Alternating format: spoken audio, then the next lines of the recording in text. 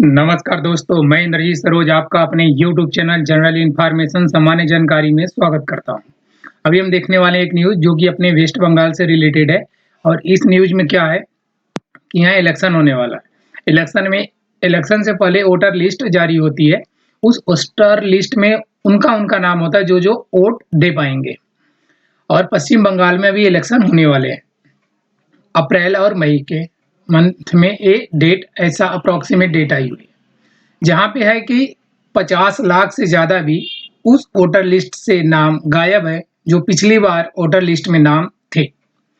तो उसी पे वेस्ट बंगाल के हाई कोर्ट और अपने देश का सुप्रीम कोर्ट इस पे बातें कर रहे हैं। और क्या है कि जो वोटर लिस्ट से 50 लाख से ज़्यादा लोग बाहर हो गए, वो वोटर लिस्ट में शामिल हो पाएंगे या नहीं, उसकी प्रक्रिया क्या है और ये क्यों बाहर हुई है, क्या दिक्कत है, इस चीज़ पे हम बात करेंगे। क्या अदर स्टेट में भी ऐसा होता है क्या? जी हाँ, अभी बिहार में जब इलेक्शन हुआ था तो ये चीज़ बिहार में भी देखने को मिली थी और ऐसा क्यों हो रहा है ये भी बात हम देखेंगे। पश्चिम बंगाल में न्यायिक टीम बहुत कम पड़ रही है SIR के लिए, पड़ोसी राज्य से उम्मीद।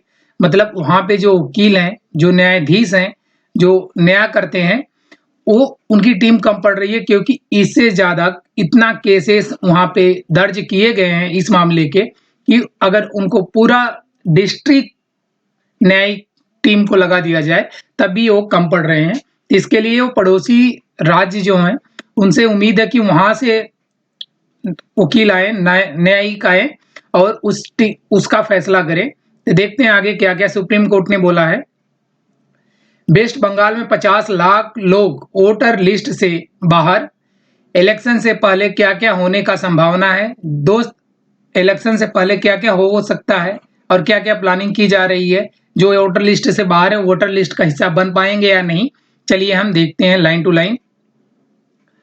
और हाँ, इससे पहले मैं आपसे बोलना चाहूँगा कि सामान्य जानकारी के लिए आपको ये YouTube चैनल अच्छा लगे तो प्लीज़ चैनल को सब्सक्राइब करना, वीडियो को लाइक कर देना ताकि हमें थोड़ा मोटिवेशन मिले, और दोस्तों में शेयर करना ताकि ऐसे न्यूज और भी दोस्तों तक पहुँच सके। सुप्रीम कोर्ट ने पश्चिम बंगाल की मदद के लिए सुप्रीम कोर्ट ने क्या बोला?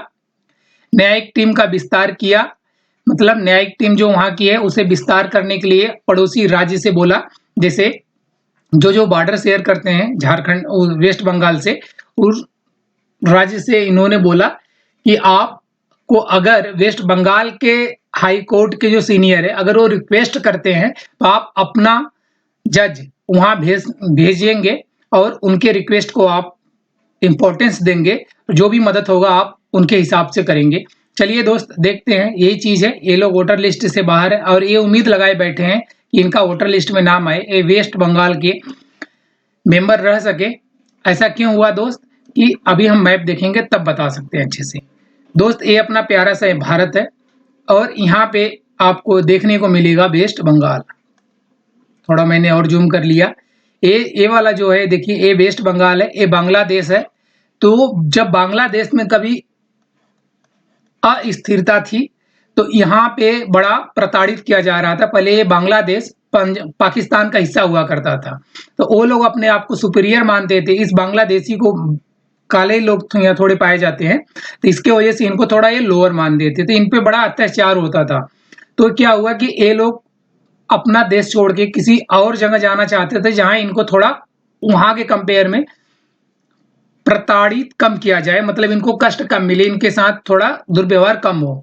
इनके पास एक ही ऑप्शन था, इनसे मिलता जुलता कल्चर वेस्ट बंगाल का था क्योंकि बांग्लादेश यहाँ भी बंगाली रहते हैं और वेस्ट बंगाल भी इंडिया का हिस्सा, यहाँ भी बंगाली रहते हैं। तो ये लोग अपने अगल बगल के ही जगह जाना पसंद किए जहाँ पे ऐसा कुछ नहीं है।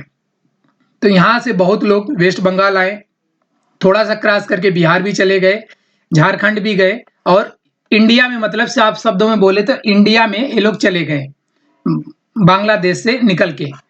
अब क्या हुआ, उस टाइम तो ये चीज नोटिस नहीं किया गया। उम्मीद था कि कुछ टाइम बाद समय सही होगा तो ये लोग चले जाएंगे, बट ये लोग गए नहीं। अब जब इलेक्शन हो रहा है हमारे यहाँ, अब जब जागरूकता फैल रही है तो अब हमारे यहाँ पब्लिक बहुत ज्यादा हो रही है, तो थोड़ी जिसका हक है उसको वो चीज नहीं मिल पा रहा है। तब हमारे यहाँ की गवर्नमेंट चाह रही है कि जो जहां से आए वहां चले जाएं। तो उसके लिए क्या क्या प्रक्रिया हो सकती है वही हो रहा है, जिसकी वजह से ये जो 50 लाख से ज्यादा लोग वोटर लिस्ट से बाहर है, ये इनके ऊपर ये उम्मीद है कि ये बांग्लादेश से आए हुए इंसान हैं, इसलिए ऐसा हो रहा है। ये करना सही है या गलत, आप अपना मत कमेंट बॉक्स में दे सकते हैं। तो बस यही बात है, इसलिए इनके पड़ोसी देश राज्य झारखंड और ओडिशा से ये उम्मीद लगाई जा रही है कि आप अपना जज भेजेंगे वेस्ट बंगाल में इस चीज का फैसला करने के लिए, वेरिफिकेशन करने के लिए क्या ये लोग जो वोटर लिस्ट से बाहर है वो वेस्ट बंगाल के ही है, इंडिया के ही है, या बांग्लादेश से आए हुए इंसान है। इसका किस किस डॉक्यूमेंट से वेरिफिकेशन होगा, क्या क्या चीज होगा, आगे वीडियो में सब कुछ लिखा हुआ है, उस चीज पे हम आपसे एक एक लाइन पे बात करेंगे। सुप्रीम कोर्ट ने मंगलवार मतलब पिछले बीता हुआ दिन का ही बात है, वो पश्चिम बंगाल में स्पेशल इन्वेस्टिगेशन रिवीजन SIR जो हम बोल रहे हैं बार बार, इसका फुल फॉर्म है स्पेशल इन्वेस्टिव रिवीजन को पूरा करने में इलेक्शन कमीशन EC जिसे बोलेंगे इलेक्शन कमीशन की मदद के लिए तैनात जुडिशियल ऑफिसर की संख्या बढ़ाने के लिए तेजी से कदम उठाया। मतलब जितने लोग ये जुडिशियल ऑफिसर है इनका संख्या बढ़ाने के लिए कदम उठाया। क्या उठाया कि आप लोग पड़ोसी राज्य ओडिशा और झारखंड को भी, इनमें बोला गया जजों को कि अगर आपकी जरूरत पड़े तो यहाँ के जज आएंगे वेस्ट बंगाल में, फैसला करेंगे, वेरिफिकेशन करेंगे, जो जो डॉक्यूमेंट है उसका वेरीफाई करेंगे। भारत के चीफ जस्टिस सूर्यकांत की अगुवाई वाली एक स्पेशल बेंच ने कलकत्ता हाई कोर्ट के चीफ जस्टिस से एक लेटर मिलने के बाद, मतलब कलकत्ता हाई कोर्ट के चीफ जस्टिस जो है उन्होंने एक लेटर लिखा किसको, सुप्रीम कोर्ट को। और सुप्रीम कोर्ट के अभी कौन है, चीफ जस्टिस सूर्यकांत। अगर ये वनडे एग्जाम में आ सकता है तो इस चीज को आप ध्यान में रखना कि अभी जो chief justice of supreme court है India, chief justice of India वो सूर्यकांत जी हैं। और इनको लेटर लिखा किसने, हाई कोर्ट के, कलकत्ता के हाई कोर्ट ने। उस लेटर को इन्होंने पढ़ा, पढ़ने के बाद तुरंत मीटिंग रखी जिसमें बहुत बड़ी एक्सरसाइज के खतरों के बारे में बताया गया था। हाई कोर्ट ने चीफ जस्टिस से ने कहा कि लॉजिकल गड़बड़ियों और मैपिंग के आधार पर बाहर किए गए वोटर द्वारा उठाए गए 50 लाख से ज्यादा दावे और आपत्तियां electoral registration officers, assistant electoral registration officer के ऊपर है। मतलब 50 लाख से ज्यादा दावे किए गए हैं, मतलब इतने फाइल किए गए हैं। ये आपत्ति है कि हमको इन्होंने बाहर कर दिया, तो इसके लिए मैं क्या करूं माई बाप, आप थोड़ा हमें बताएं, क्योंकि इतने लोग को अगर मैं देखने जाऊं तो अब इलेक्शन डेट भी करीब है, इतने लोग को मैं वेरीफाई नहीं कर पाऊंगा। तो इस पे आपका क्या सुझाव होगा, आप हमसे बहुत बड़े हैं तो आप अपना मत दीजिए।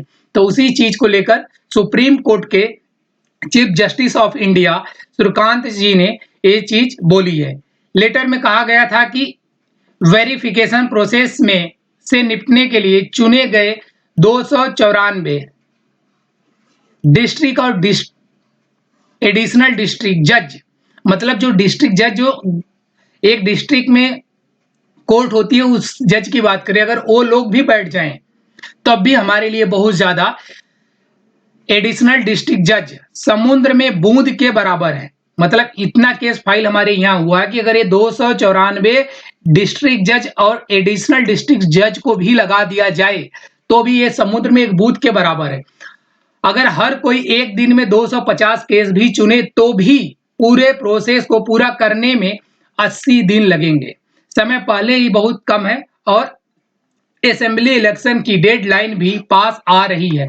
मतलब ये बोल रहे असेंबली डेडलाइन का जो समय वो हमारे पास आ रहा है और केस बहुत ज्यादा है और ये दिन पर दिन बढ़ते जा रहे हैं, बताइए मैं क्या करूं। तो उन्होंने बोला 20 फरवरी को सुप्रीम कोर्ट ने ममता बनर्जी सरकार और ईसी इलेक्शन कमीशन के बीच लगातार भरोसे की कमी का हवाला देते हुए राज्य में चल रही SIR प्रक्रिया में जुडिशरी को शामिल करने का असाधारण फैसला लिया।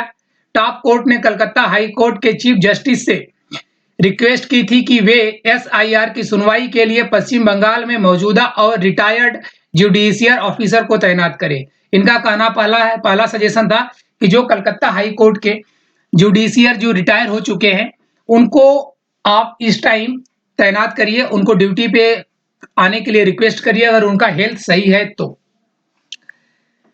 और वे उन लाखों वोटर्स की सुनवाई करेंगे जिनका नाम ड्रॉप रोल से हटा दिया गया था और जिन्हें इलेक्शन कमीशन द्वारा अनमैप पाए जाने का उनकी पर्सनल डिटेल्स में लॉजिकल अंतर पाए जाने के बाद सुनवाई के नोटिस मिले थे।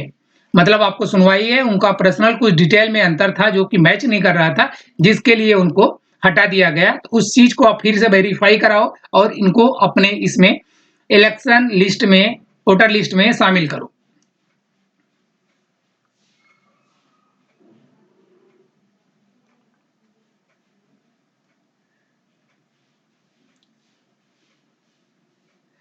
इसके बाद इन्होंने बोला कि अगर आपको कमी पड़ रही है तो इन्होंने जो पहले लाइन हमने पढ़ ली है, उड़ीसा और झारखंड में अपने समकक्षों से पश्चिम बंगाल, मतलब जहां पे ये मैच करता हो, लैंग्वेज भी मैच करे और आपका जो तालमेल वो बने, उसके लिए आप समकक्षों के से पश्चिम बंगाल में वेरिफिकेशन के काम के लिए मौजूदा या रिटायर्ड जुडिशियल ऑफिसर को अलग रखने का अनुरोध करने का अधिकार दिया। मतलब ये वेस्ट बंगाल के हाई कोर्ट के पास ये अधिकार आ गया कि आप यहां से भी बुला सकते हैं। सुप्रीम कोर्ट ने झारखंड और उड़ीसा हाई कोर्ट के चीफ जस्टिस से कहा कि अगर कलकत्ता चीफ जस्टिस की रिक्वेस्ट हो तो उस पर आप सहानुभूति के साथ विचार करें।